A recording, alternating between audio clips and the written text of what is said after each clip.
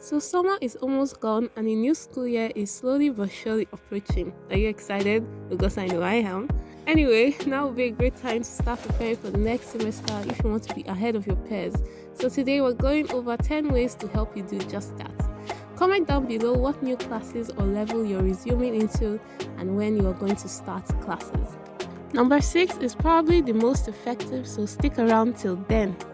Okay, so this one is a no-brainer, and that's just to set goals for the upcoming semester. Goals give you an end to work towards and keeps you motivated. All you really need for this is a pen and a paper. When listing your aspirations, follow the SMART goal setting technique, which just means you should aim for specific, measurable, achievable, realistic, and timely goals in order to increase your chances of getting them. Mine for the new school year are to stop procrastinating, build my relationships, score A's in my core subjects, and to be more consistent as a person, amongst others. I spoke more about goals in my How to Actually Be More Productive video, linked in the cards above. Declutter and clean. Use this time to go through your things from last term and remove any and everything that are broken or that you do not need. It's finally time to part with those pens that aren't working but you can't seem to get go of. This will also reduce stress, so when it's actually time for resumption, you won't be overwhelmed with everything you have to do. But of course, we should also pay attention to our digital space, so delete any and every file that you do not need and free up space in your memory. Oh, and don't forget to go through your email list too. In the same line, create a study area. If you can get a desk and lamp, that would be great, not only to set you in the study mode, but also prevent posture and visual problems in the future. If you can't get a desk, try sitting with your back to the wall with something to elevate your books when studying. Good lighting is also very important, so make sure to invest in that also. Okay, so probably the one you've been waiting for. Yes, go shopping. Now that you've finally gotten rid of all the junk, you have a clearer picture of what exactly you need. With that information, it's time to go shopping. But wait, before you go overboard, here is a mini list of back-to-school essentials. Notebooks or folder depending on your style with the school uses. 2 pens, 2 pencils in case you need to lend to a friend that won't return it. A highlighter of any color, a mini calendar to help with planning. I'll talk more on this later. And a scrapbook that you can use to do rough calculations and just write down random thoughts. Okay, so here is a pro tip for this, and that is to start your back to school shopping now, as you will get the first pick of the prettiest stationeries at a cheaper price than later on when everybody else crowds the supermarket. So it's normal to have a rough and disorganized sleep schedule during the holidays, but it's also advisable to start fixing it before school starts. Creating routines help you keep track of the habits you want to incorporate into your life. For example, if you want to drink a glass of water every morning before breakfast, then what you have to do is create a morning routine that helps you manage that. The same for if you want to exercise every evening after school, a night routine would keep you in check. This will help you when times get tough and hectic during the school year.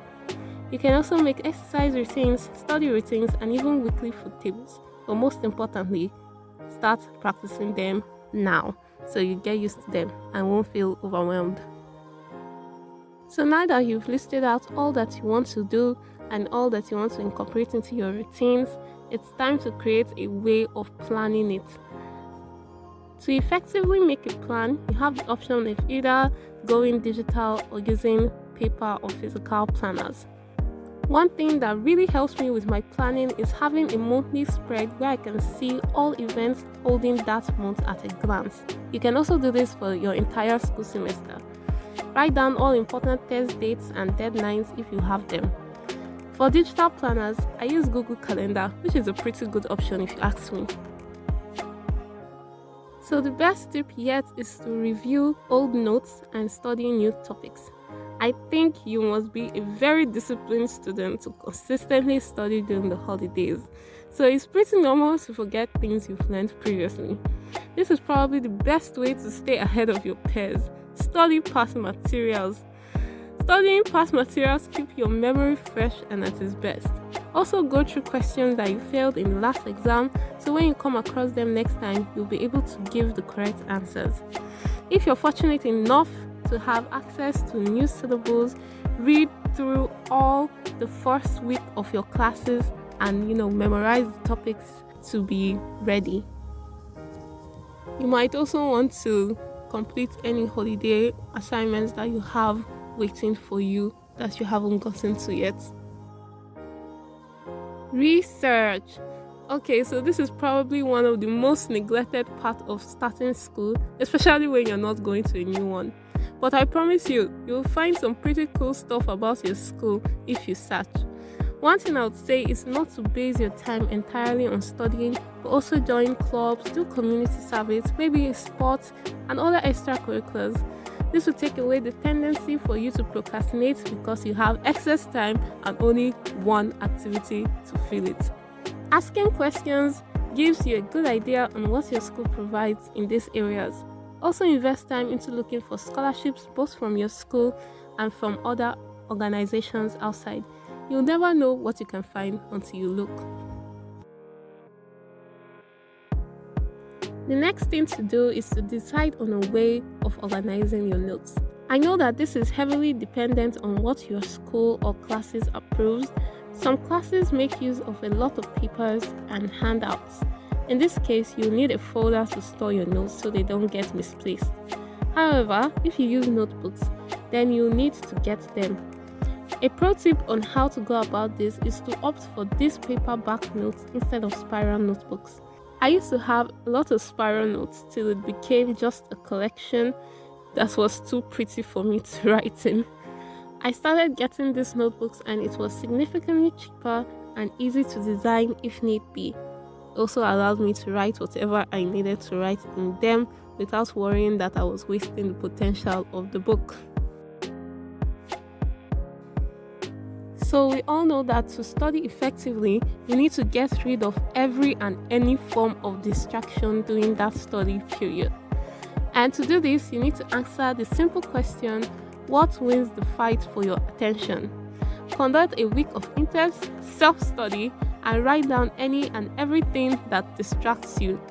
Now, of course, there's nothing wrong with scrolling on YouTube Shorts or other social media, but not when it's time to do actual work. The likelihood of you doing this instead of actually working may also increase if you've created your routine without a social media break or any form of break. For example, putting a 3-hour study routine with nothing in between. Your concentration will go off and you'll get bored. So take breaks and make them part of your routine. Of course, you wouldn't want to use every free time you have for TikTok, or you'd feel guilty after that. Instead, look for more productive things to do during these periods. For example, you can take pictures of your notes so you can easily read them when you're waiting in line for something. You can use your free time to create some posting schedules, explore more study techniques on YouTube, and maybe ask a friend for a clearer explanation of a topic you didn't understand. If you're looking for more productive things to do during your free time, here are 30 of them linked in the cards above.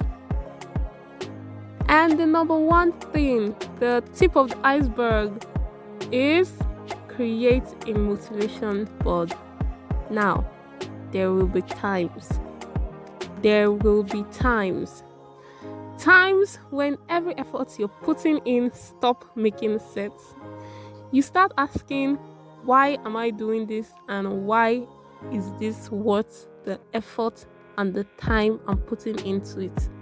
And then you lose motivation and lose focus on your goals. In such seasons, you need a system and a way of constantly keeping yourself motivated. For me, that's just by going through God's promises, meditating on them, and reminding myself that I'm not walking alone, but that He's right there as my strength and my help when I feel so down. A vision board can also help you visualize your goals. I like doing this a lot and refresh your memory on the actual reason you are working so hard. You can also join study communities on YouTube or Instagram and just surround yourself with a lot of positive content that puts you in the mood of studying. There are so many channels like this all over the place. Okay, so that's the end of this video. I hope you enjoyed it and you found 1 or 2 things you can start doing to optimize your chances of success. Do subscribe for more study tips coming your way. And I wish you success in the upcoming school year. See you in the next video as a new subscriber.